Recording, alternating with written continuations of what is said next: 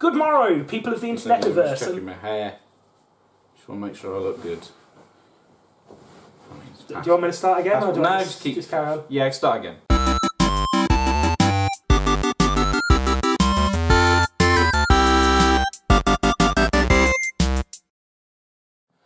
Good morrow, people of the Internetiverse, and welcome to this week's video where we're watching an old film. We're watching a very old film.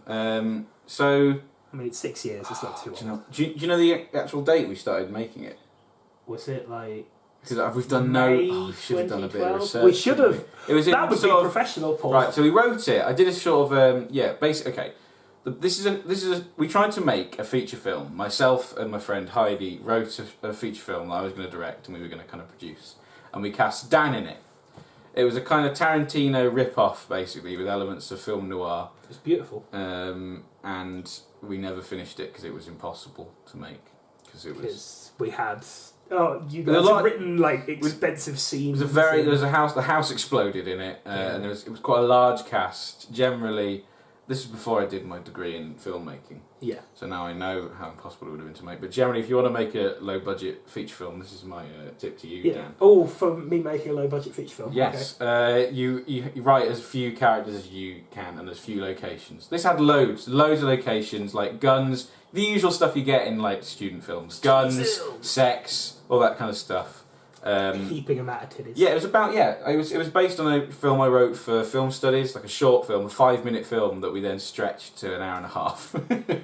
But we expanded on the story. It did work. It wasn't like stretched to the point where it's like the short film was kind of supposed to be a scene inside it, like a larger film. So it wasn't like one concept stretched. It was like a thing. But yeah, so we're going to just watch it, basically, and reminisce, and I'll talk about dish.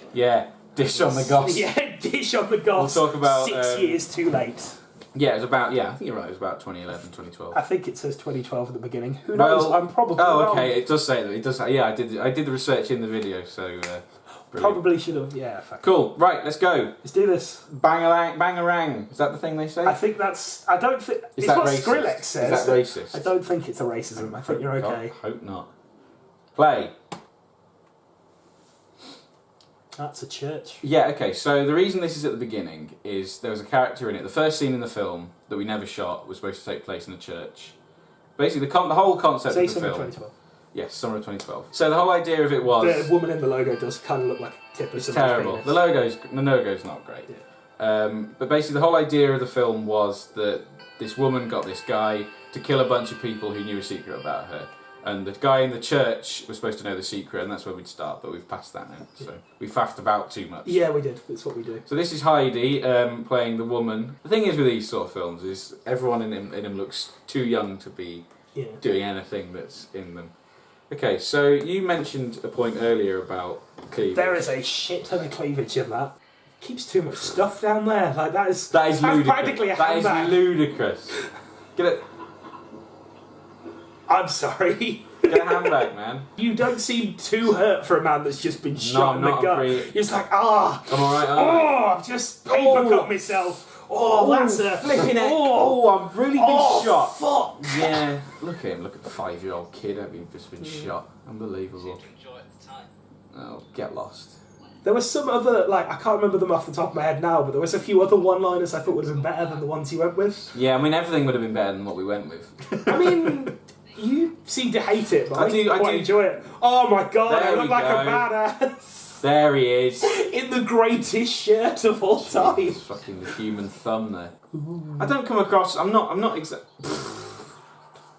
Right, so the character you were playing, the puppeteer, was meant to be one of... all these people I had to kill in the film had names. The puppeteer, the priest. Yeah, it was based on their job. You know, like puppeteers, that famous profession. Well, obviously it's famous because look at my badass character. Do you know what? I'm quite pleased with this little chase sequence. It's not great. It's a bit like frenetic and not that well cut together. But I like it because it makes me actually look like a credible threat and quite, but it's more big and brooding, and then I actually stop and I'm like, oh, never mind. It's more yeah. Oh, come on. These shots are fucking garbage. And then this I never got either.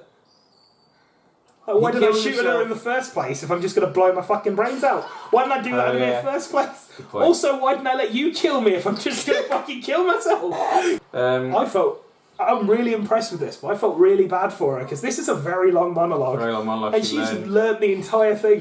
She did kind of learn the entire thing, but like... I think there's a cut. Maybe, okay. Yeah, we didn't, yeah, she'd learned the whole thing, we didn't use it. But, there's a cut there. So that's one. One cut. I'm talking about this like there's thought behind it. I like the idea that she's, you know, a background character that doesn't matter and is being brought forward for police questioning, so that's two cuts. I mean, you'll notice we filmed all these scenes at the...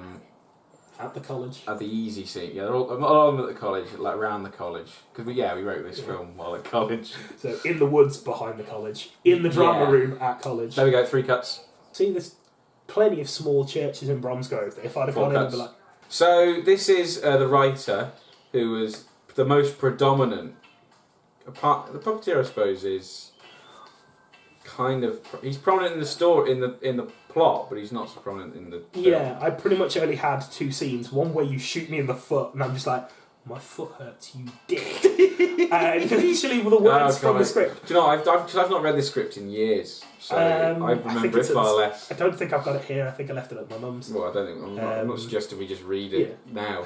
Oh, God. It's so bad, all this. And then, do you know, here's the thing. The beanie hat was the disguise. The beanie hat was... I'll tell you why the beanie hat was the disguise, because I'd had my hair cut when we filmed this. So she's framed really badly, so you're not getting the top of her head. There's no head space there. It's almost like you framed it with just this in mind. Well, no, we did. Well, no, the thing is, I don't know what... The you thing set is, it up on a little bit of wall. Yeah, and it was so rainy that day that we were just kind of scrambling. But Heidi was wearing this towel around her. She was there as well. That's an Animal Arc book with the cover stuck to it we never see. That's supposed to be a book the character's written that I want signed. And we did film the other side of me talking, but apparently didn't press record. Because that footage doesn't exist. See, this... I like putting the book on. Just leaving the book behind. Not give a shit, yeah. See, although, these things wouldn't she have found it? Wouldn't she have found the book when she left the house? Gone, oh, this is the book that the guy wanted signed. That's weird that he left it there. Yeah, but then there's also the fact that, as far as I remember, there was no other interaction between the two. There is later on in the in the remember. party. He meets her at the party. Awkward. Yeah. Because you set up grenades. And that's it. That's the end. That's the end. That's all we shot. Yeah. I still really like the idea and I like the concept. I know you hate it, and I'm pretty sure Heidi doesn't like it either. Probably. But I like the idea. I think there's something there. And if we look back at it now and try to reduce it down, so get rid of the other characters and literally just keep the ones that need to be killed and you two, I think we could do it. And reduce the... You don't necessarily have to have the preacher being in a church, but you can have him walking through the graveyard, which seems... almost churchy and things like that. It can still be done, and we can, up our language now that we're, adults and not, 17-year-old. It's pretty sweary. Puberty. Yeah. It would be better. It would be better written now, I think, because it would actually explore some of the issues it brings up rather than just being kind of. It was the thing is, it's like a lot of student films like that. It's very kind of flashy and with not much substance. All of us actors and participators were given 2 of the acts, but the 3rd act was entirely hidden. I still don't have the third act. I don't have any of it. I don't know what happened, any of the interactions. As far as I was concerned, the film ended with me shooting myself in the face and you bleeding to death in the woods. I'd totally forgotten that we didn't give out the third. You still don't know what happens in the 3rd act? No.